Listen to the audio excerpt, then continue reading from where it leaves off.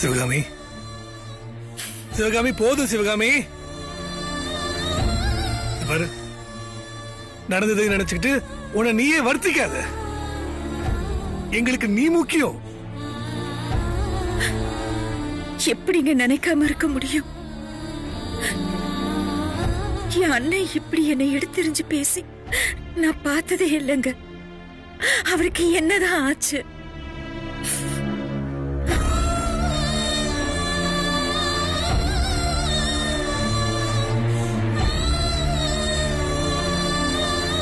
என்ன திட்டினா கூட பரவாயில்லங்க. ஆனா நம்ம துளசினா என் அண்ணனுக்கு உயிருங்க. சின்ன வயசுல அவர் மடியில வச்சு காது குத்தும் போது இவ அழுததை தாங்காம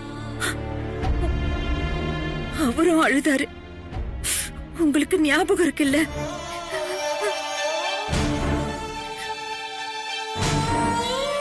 அப்படிப்பட்டவரு எப்படிங்க துளசி வாழ்க்கை எக்கேடோ கெட்டு போட்டும் பரவாயில்லன்னு விட்டுருவாரு?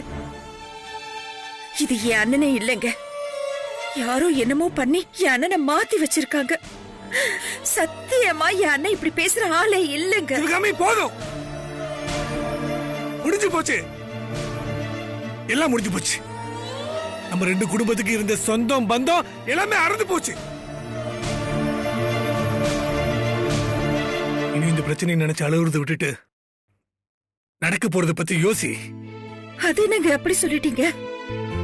நாமளா நிச்சயம் பண்ணுங்கன்னு சொல்லி அவங்க வீட்டு வாசல்ல போய் நின்னோம்.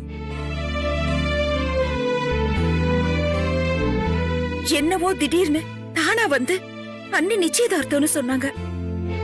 நாமளும் சரின்னு சொன்னோம். இதுல நம்ம தப்பு என்னங்க இருக்கு?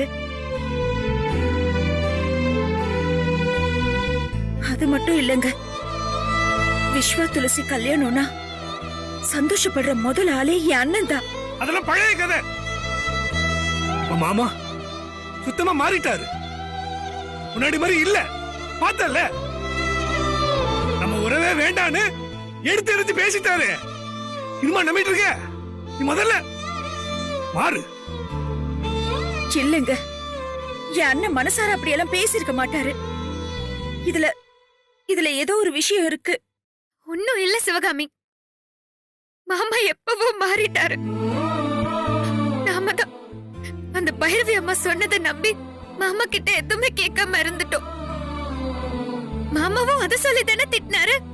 சரிடி, ஏதோ சந்தோஷத்துல அண்ணன் கிட்ட பேசாம விட்டுட்டோம். அதுக்குன்னு இப்படி எல்லாரும் முன்னாடி அசிங்கப்படுத்துவாரா? சரி விடு சிவகாமி, சும்மா இதை பத்தி பேசி பேசி எந்த பிரயோஜனமும் இல்ல. எப்படிங்க விட முடியும்? தேரை இழுத்து தெருவுல விட்ட மாதிரி நம்ம பொண்ணை அலங்கரிச்சு சபையில உட்கார வச்சு அசிங்கப்படுத்திட்டாங்களே. நிச்சயதார்த்தம் வரைக்கும் வந்துட்டு நின்னு போன நம்ம துளசியோட வாழ்க்கைய பத்தி யோசிச்சு பாத்தீங்களா? இனி யாருங்க இவள கல்யாணம் பண்ணிப்பாங்க?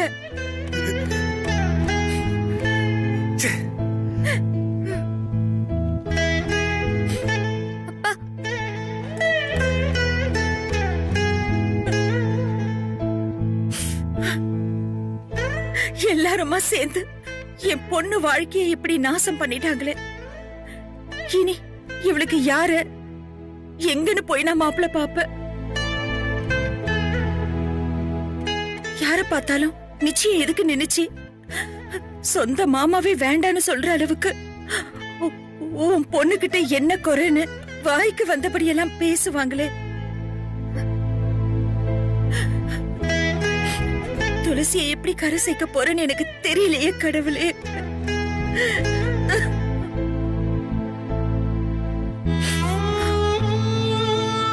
சிவகாமி, முதல்ல நீ அழுகைய நிறுத்து. எதுக்கு கண்டவங்க கிட்ட போய் நீ நிக்கணும்? நீ எனக்காக ஒண்ணும் மாப்பிள்ள பார்க்க வேண்டாம். அதுக்காக உன்னை இப்படியே விட்டுற முடியுமா? காலம் பூரா நீ இப்படியே இருக்க போற? யார் சொன்னா நான் கல்யாணம் பண்ணிக்காம இருப்பேன்னு? எங்க தொலைச்சோமோ அங்கதான் தேடணும். எங்க அவமானப்பட்டோமோ அங்கதாமா நின்னு காட்டணும். யாரு நம்மள இந்த நிலைமைக்கு கொண்டு வந்தாங்களோ அவங்க தலைமையில அவங்க முன்னாடியே இந்த நிச்சயம் மறுபடியும் நடக்கணும். மாமாவும் பைரவி அத்தையும் தலைமை தாங்க நான் இத நடத்தி காட்டுறேன். சும்மா இருந்த என்ன சீண்டி விட்டுட்டாங்கல்ல, நான் முடிவு பண்ணிட்டேன். நான் அந்த வீட்டுக்கு தான் மருமகளா போவேன். இதை யாரு நினைச்சாலும் மாத்த முடியாது.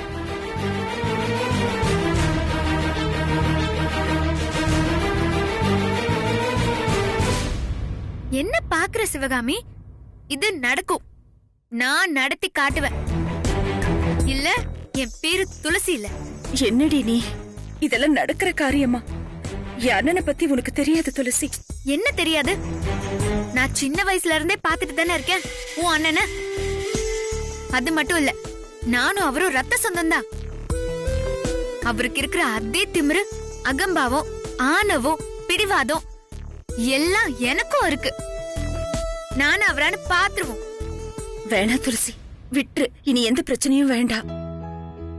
இல்ல சிவகாமி, நீ கண்ட கனவை நிஜமாக்கி உன் அண்ணன் வீட்டுக்குள்ள அவரு மருமகளா விஸ்வா பொண்டாட்டியா நான் கால் எடுத்து வைக்கல, நான் உனக்கு பொண்ணா பிறந்ததுக்கு அர்த்தமே இல்ல சிவகாமி. அம்மா துளசி, அவசரப்பட்டு ஆத்திரத்துல வார்த்தையை விட்டுட்டு அப்புறம் கஷ்டப்படக்கூடாதுமா. சொன்ன கேளு. இல்ல சிவகாமி, நான் முடிவு பண்ணிட்டேன். எந்த சபையில வச்சு நம்மள அசிங்கப்படுத்தி அமிச்சாங்களோ அதே சபையில நம்மள மறுபடியும் உட்கார வச்சு மரியாதை செய்யணும். நான் செய்ய வைப்பேன்.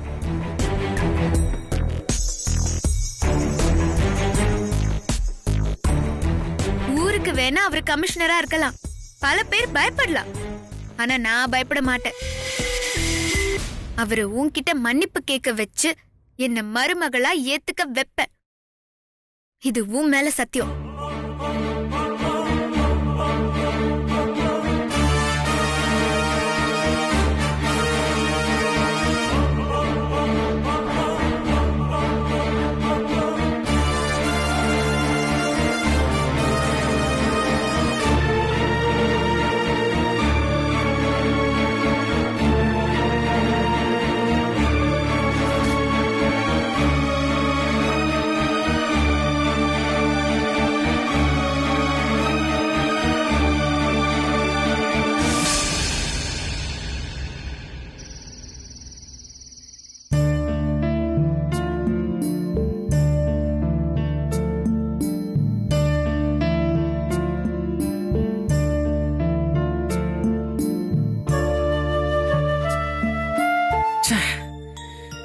இப்படி எல்லாரும் முன்னாடியும் அத்தை குடும்பத்தை அவமானப்படுத்திட்டாரு.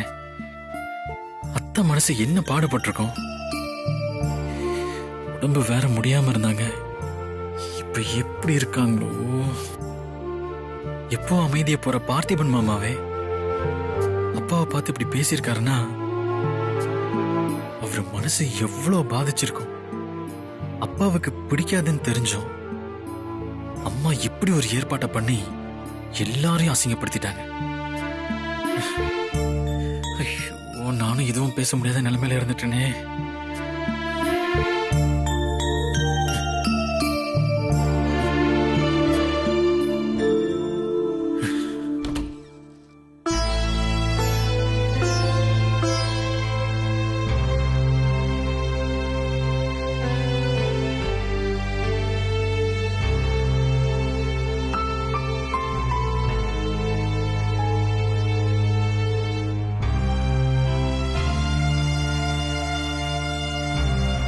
என்னடா கோமா இருக்கியா? இல்லையே, இன்னைக்கு ஈவினிங் நீங்க அத்தை கிட்ட நடந்துகிட்டதை நினைச்சு நான் ரொம்ப சந்தோஷமா இருக்கேன். என்னடா நக்கல் பண்றியா? எத்தனை தடவை படிச்சு படிச்சு சொன்ன துளசி கிட்ட பேசாத பழகாதன்னு, நீ கேட்கவே இல்ல. நீ மட்டும் ஒழுங்கா இருந்திருந்தா இப்படி எல்லாம் நடந்திருக்குமா? அப்படி என்னப்பா அத்தை உங்களுக்கு துரோகம் பண்ணாங்க? எப்பவுமே எங்க அண்ணன் நல்லா இருக்கணும், எங்க அண்ணன் குடும்பம் நல்லா இருக்கணும்னு நினைக்கிற அத்தைய பார்த்து இப்படி எல்லாம் பேச உங்களுக்கு எப்படிப்பா மனசு வந்துச்சு? இது பாரு, நீ அதெல்லாம் ஒண்ணும் கேட்க வேண்டிய அவசியம் இல்ல. துளசி விலகி விலகி போனாலும் நீதான் திரும்ப திரும்ப அவளை போய் பார்த்திருக்க. எல்லாத்துக்கும் காரணம் நீதான். அப்பா, உங்க மனசாட்சி தொட்டு சொல்லுங்க, இது எல்லாத்துக்கும் நான் தான் காரணமா? நீங்க தான்ப்பா எல்லா தப்பும் செஞ்சீங்க. என்னப்பா பாக்குறீங்க? நான் துளசியை விட்டு விலகி விலகி போனப்பெல்லாம் அவ என் தங்கச்சி பொண்ணு, நல்ல பொண்ணு, அது இதுன்னு சொல்லி என்ன நீங்க தானப்பா காதலிக்க வச்சீங்க. அது மட்டும் இல்ல, அம்மா என்ன திட்டும் போதெல்லாம் நீங்க தான் என்ன என்கரேஜ் பண்ணுவீங்க, சப்போர்ட் பண்ணுவீங்க. ஆனா இப்ப எல்லாத்தையும் விட்டுருன்னு சொன்னா எப்படிப்பா? அதுல விஸ்வா, அது நான் பேசாதீங்கப்பா. நீங்க லவ் பண்ண சொன்னா பண்றதுக்கும் விடுன்னு சொன்னா விடுறதுக்கும் என் மனசு ஒண்ணும் உங்களை மாதிரி கல் இல்லப்பா. ஏய், என்னடா விட்டா ஓவரா பேசிட்டே போற? நீ துளசிய மறந்துதான் ஆகணும். இதே வாயாலதான் நீங்க துளசியை கட்டிக்கணும்னு சொன்னீங்க. இப்ப என்னடான்னா பேசக்கூடாதுன்னு சொல்றீங்க. நீங்க பேசுற வார்த்தை மாதிரி இல்லப்பா என் மனசு. அடிக்கடி எல்லாம் என்னால மாத்திட்டு இருக்க முடியாது. சொன்னா புரிஞ்சுக்கோங்க. நான் கண்டிப்பா துளசியை திரும்பவும் பாப்பேன், பேசுவேன். ஓஹோ, நீ இவ்வளவு தீர்மானமா சொல்லும் போது நானும் ஒண்ணு சொல்றேன்டா. நீ இப்படியே பேசிட்டு இருந்தானா எனக்கும் இதை தவிர வேற வழி இல்ல.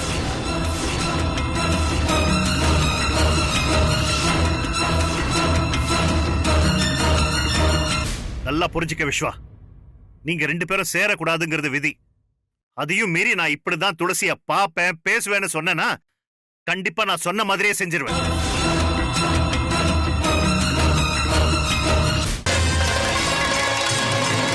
என்னை பத்தி உனக்கு நல்லா தெரியும் விஸ்வா. நான் சொன்னா சொன்னதுதான். அப்புறம் முடிவை நீயே எடுத்துக்க.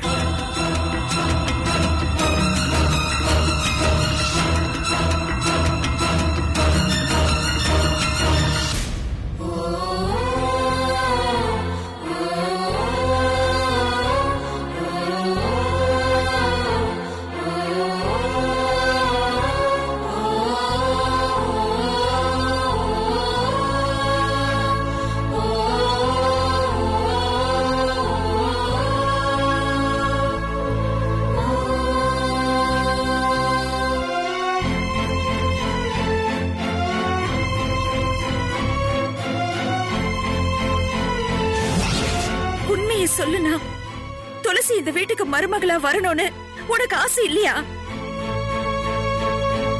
2 பேரும் விரும்புறாங்க. இப்ப வந்து இப்படி சொன்னா என்ன அர்த்தம்? நிறுத்து சிவகாமி.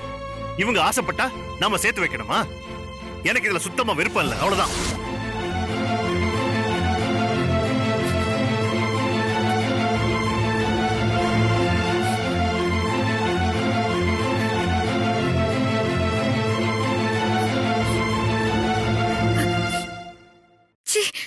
நான் எதுக்கு இப்போ அழுதுட்டு இருக்கேன்?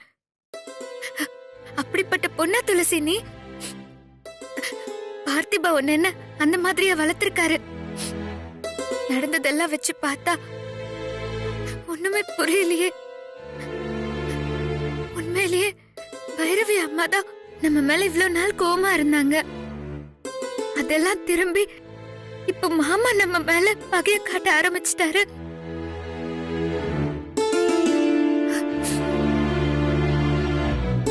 திடீர்னு பைரவி அம்மா நல்லவங்களா மாறினதுக்கும் மாமா இப்படி கெட்டவரா மாறினதுக்கும் நிச்சயமா ஏதோ ஒரு பெரிய காரணம் இருக்கு. இல்லன்னா மாமா ஏன் நம்ம கிட்ட வெறுப்ப காட்டணும்? கண்டிப்பா இந்த விஷயத்துல ஏதோ ஒரு ரகசியம் இருக்கு. அந்த ரகசியத்தை முதல்ல கண்டுபிடிக்கணும். இது எல்லாத்துக்கும் நாம முதல்ல விஸ்வாவை மாத்தணும். தப்புன்னா எதிர்த்து கேள்வி கேட்கிற அளவுக்கு விஸ்வா தைரியசாலியா மாறணும். விஸ்வாங்கிற ஆயுதத்தை வச்சுதான் மாமாவை நம்ம மாத்தணும். அப்பதான் ஒளிஞ்சிருக்கிற எல்லா ரகசியமும் வெளியே வரும்.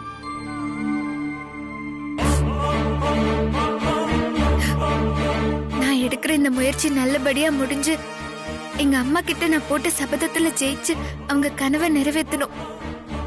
அதுக்கு நீதான் எனக்கு துணையா இருக்கணும் கடவுளே.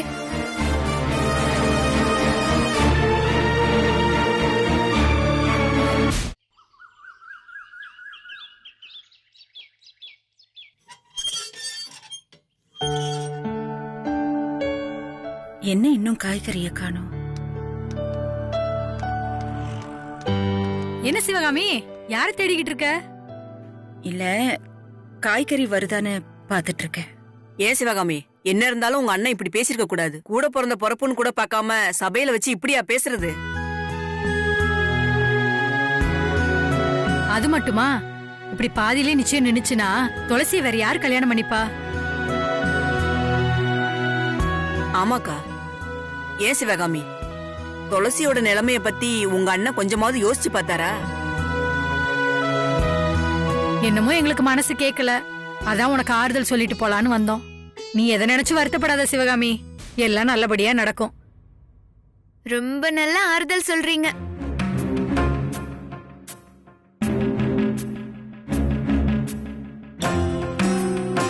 ஏங்க, உங்களுக்கு எல்லாம் வேற வேலையே இல்லையா? யார் வீட்ல என்ன நடக்குதுன்னு வேவு பாக்குறது தான் உங்க வேலையா? நீங்க ஒன்னும் ஏன் கல்யாணத்தை பத்தி கவலைப்பட வேண்டாம், அத நானே பாத்துக்கிறேன். தேவையில்லாம பேசி என் அம்மாவோட உடம்புக்கு எடுத்துடாதீங்க.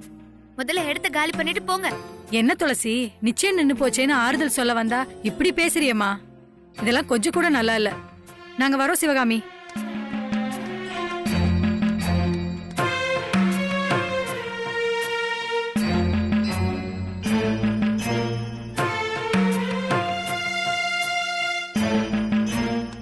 சிவகாமி, நீ எங்க போற? என் அண்ணன் கிட்ட போய் நியாயம் கேட்க போறேன். ஏன் சிவகாமி, இவ்ளோ நடந்துமா அங்க நியாயம் கிடைக்கும் நீ நம்புற? இல்ல துளசி, அப்போ நீ என்ன நம்பல, அப்படிதானே? ஐயோ நீ சின்ன பொண்ணு, உனக்கு ஒண்ணும் தெரியாது. என்ன தெரியாது? நல்லது கெட்டத புரிஞ்சுக்கிற பக்குவம் எனக்கு வந்தாச்சு. நான் சொன்ன மாதிரி உன் அண்ணன் வீட்டுக்கு நான் மருமகளா போவேன். எந்த வாயால நம்மள வெளிய போன்னு சொன்னாரோ அதே வாயால வாமா மருமகளேன்னு சொல்ல வைப்பேன். ஐயோ துளசி, இது ஒண்ணும் சினிமா கிடையாது, வாழ்க்கை. நீ சொல்ற விஷயம் எல்லாம் அவ்வளவு ஈஸியா நடக்கிற விஷயம் இல்ல. அது எனக்கும் தெரியும் சிவகாமி. அப்புறம் எந்த நம்பிக்கையில அந்த வீட்டுக்கு மருமகளா போறேன்னு சொல்ற? ஏன் மேல இருக்கிற நம்பிக்கை இல்ல. எனக்கு மாமா வீட்ல உள்ள எல்லார் பத்தியும் நல்லா தெரியும். நீ என்ன சொன்னாலும் சரி, நான் கேட்க மாட்டேன். என் அண்ணனை பார்த்து 2 வார்த்தையாவது கேட்டாதான் என் மனசு ஆறும். சிவகாமி, இன்னும் அங்க போய் அசிங்கப்பட போறியா? நீ என்னதான் நியாயம் கேட்டாலும் உனக்கு அவமானம் மட்டும்தான் மிஞ்சும்.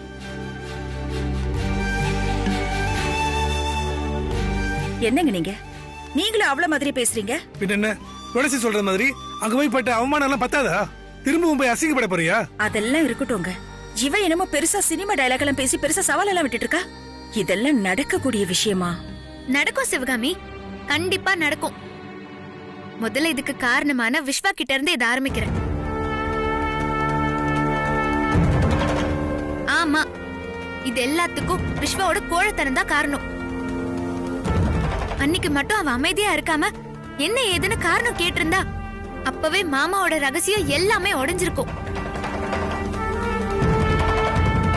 என்னதான் கட்டிக்குவேன்னு தீர்க்கமா சொல்ல முடியாத கோழ அவன். வைரவியத்தை எப்படி மாமாவை வச்சு இந்த நிச்சயதார்த்தத்தையும் நிறுத்தினாங்களோ அதே மாதிரி விஸ்வாவை வச்சு அவங்க வழியிலேயே போய் விஸ்வாவோட மனைவியா அந்த வீட்டுக்குள்ள நான் காலடி எடுத்து வைப்பேன்.